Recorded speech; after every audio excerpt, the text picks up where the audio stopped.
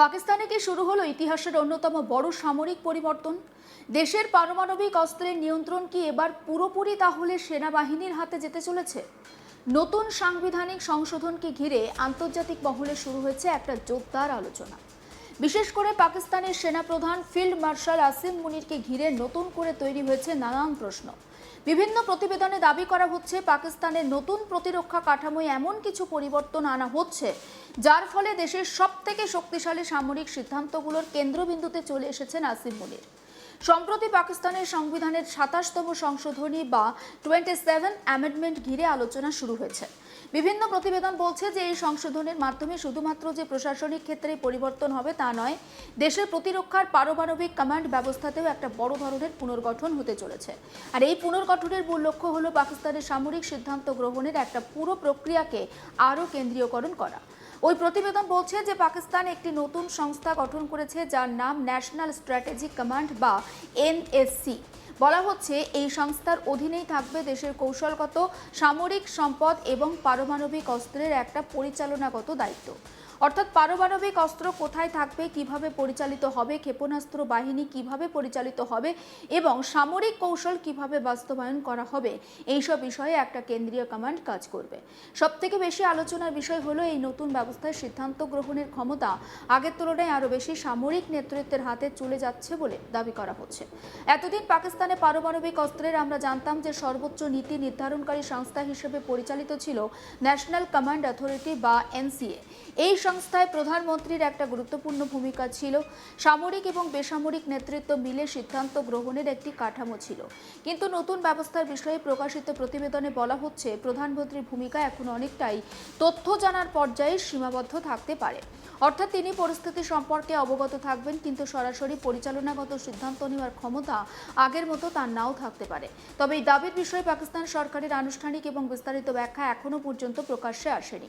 ওই প্রতিবেদনে আরও বলা হয়েছে এই পুরো পুনর্গঠনের নেপথ্যে রয়েছেন পাকিস্তানের সেনাপ্রধান এবং বর্তমানে ফিল্ড মার্শাল পদে থাকা আসিম মুনির।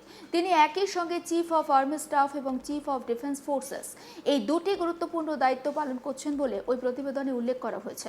ফলে সামরিক বাহিনীর বিভিন্ন শাখার মধ্যে সমন্বয় এবং সিদ্ধান্ত গ্রহণে কেন্দ্রীয় ভূমিকা তার হাতে আরও শক্তিশালী হয়েছে বলে দাবি করা হচ্ছে। নতুন কাঠামোয় আরও একটি গুরুত্বপূর্ণ নাম উঠে এসেছে, তিনি হলেন লেফটেন্যান্ট জেনারেল সৈয়দ আমির রেজা।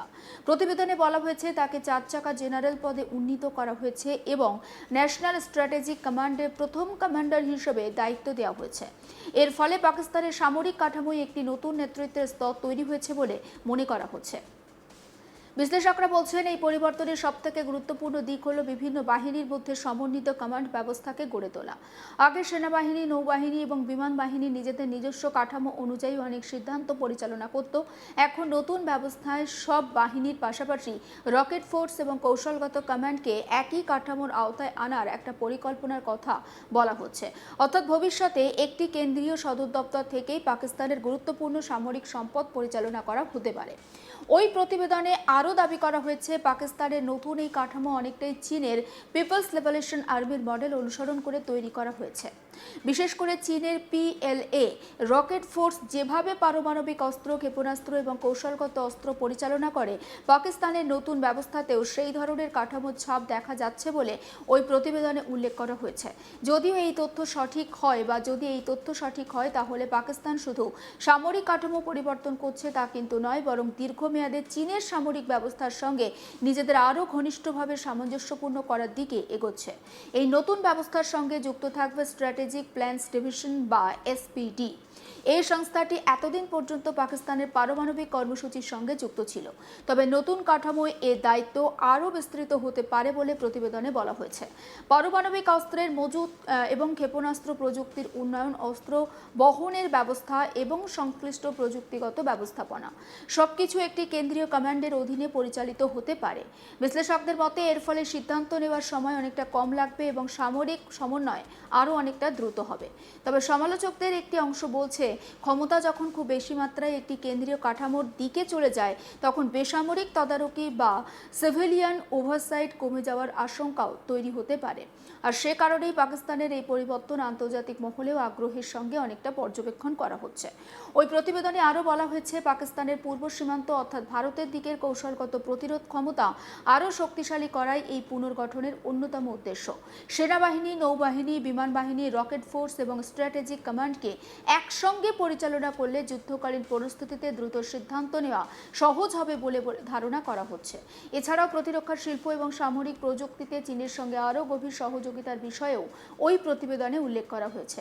বিশ্লেষকদের মতে আগামী দিনে পাকিস্তানের প্রতিরক্ষা প্রযুক্তির উন্নয়নে বেজিংয়ের ভূমিকা আরও বাড়তে পারে। তাই এই পরিবর্তনের প্রভাব শুধু অস্ত্র বা সামরিক কমান্ডেই সীমাবদ্ধ থাকছে না।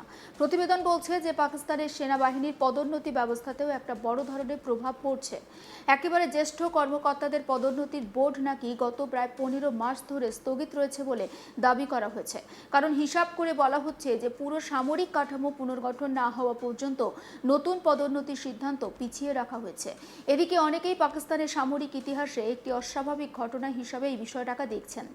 আরও একটি গুরুত্বপূর্ণ তথ্য বলছে 2024 সাল থেকে পাকিস্তান সেনা নিয়মিত ফরমেশন কমান্ডস কনফারেন্সও নাকি স্থগিত রয়েছে বলে প্রতিবেদনে উল্লেখ করা হয়েছে।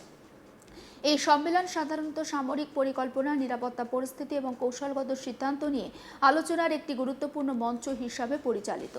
এটি বন্ধ থাকায় বিষয়টি অনেকটা বিশ্লেষক কেন্দ্রীয় সিদ্ধান্ত গ্রহণের প্রবণতার সঙ্গে যুক্ত করে দেখছেন।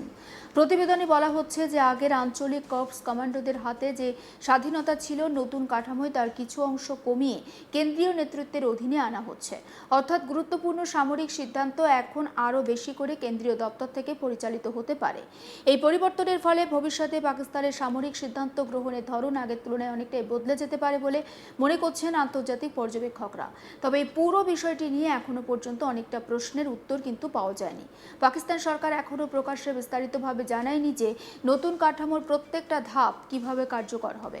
এছাড়াও সংবিধানের 27তম সংশোধনী এবং ন্যাশনাল স্ট্র্যাটেজিক কমান্ড নিয়ে বিভিন্ন আন্তর্জাতিক প্রতিবেদনে যে ধরনের তথ্য প্রকাশিত হয়েছে তার সব দিক স্বাধীনভাবে যাচাই করাও এখনো পর্যন্ত সম্ভব হয়নি। তাই এই সমস্ত তথ্যকে আপাতত প্রতিবেদন ভিত্তিক দাবি হিসাবেই দেখা প্রয়োজন। তবে একটি বিষয় স্পষ্ট, পাকিস্তান যদি সত্যি এই ধরনের কেন্দ্রীয় সামরিক কাঠামো কার্যকর করে তাহলে পাকিস্তানের প্রতিরক্ষা নীতিতে এটি হবে অন্যতম বড় পরিবর্তন। একদিকে সামরিক সমন্বয় আরও শক্তিশালী হতে পারে, আর অন্যদিকে বেসামরিক প্রশাসনের ভূমিকা নিয়ে নতুন করে একটা বিতর্ক তৈরি হতে পারে। আন্তর্জাতিক সম্পর্কের ক্ষেত্রেও এর একটা প্রভাব পড়তে পারে। ভারত, চীন এবং দক্ষিণ এশিয়ার সামগ্রিক নিরাপত্তা পরিস্থিতির ওপর এই পরিবর্তনে ঠিক কী প্রভাব পড়বে তা এখনই নিশ্চিত করে বলা সম্ভব নয়। তবে প্রতিরক্ষা বিশ্লেষকরা বলছেন আগামী কয়েক মাস এই পরিবর্তনের বাস্তবায়ন এবং রাজনৈতিক প্রতিক্রিয়া নিবিড়ভাবে পর্যবেক্ষণ করা হবে। সব মিলিয়ে পাকিস্তানের প্রতিরক্ষা কাঠামোয় বড় ধরনের পরিবর্তনের দাবি সামনে এসেছে। নতুন ন্যাশনাল স্ট্র্যাটেজিক কমান্ড, কেন্দ্রীয় সামরিক নিয়ন্ত্রণ, চীনের সামরিক কাঠামোর সঙ্গে মিল এবং সেনাপ্রধান আসিম মুনিরের নেতৃত্বে ক্ষমতার আরও কেন্দ্রীকরণ, এই সব বিষয় এখন আন্তর্জাতিক মহলে আলোচনার কেন্দ্রবিন্দু। সমস্ত আপডেট পৌঁছে দেব আপনাদের কাছে। নজর রাখুন আজ তাক বাংলায়, সাবস্ক্রাইব করতে ভুলবেন না।